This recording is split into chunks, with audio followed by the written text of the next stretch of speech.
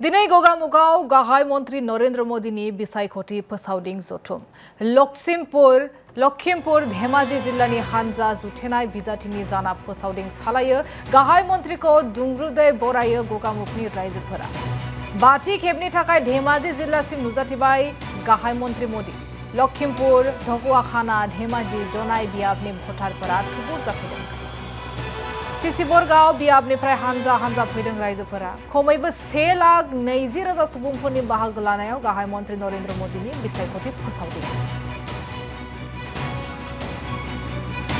मानते हैं कि भगवान श्री कृष्ण की नगरी द्वारिका गुजरात में है और कहते हैं यहीं पर माता रुक्मणी के साथ मालिनी नाम जुड़ा था।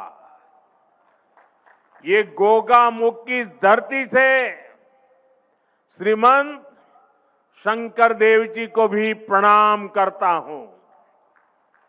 असम की धरती ने वीर लाचित बोरफुकन जी, भारत रत्न भूपेन हजारिका जी ऐसी अनेक महान संतानों को जन्म दिया है।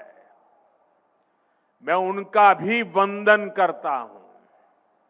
साथियों, पहले सर्बानंद सोनोवाल जी का नेतृत्व और फिर हेमंता बिस्वा शर्मा जी की अगुवाई बीते 10 वर्षों में असम ने सेवा और सुशासन का नया दौर देखा है। असम का ये चुनाव विकसित असम से विकसित भारत बनाने का चुनाव है। इस बार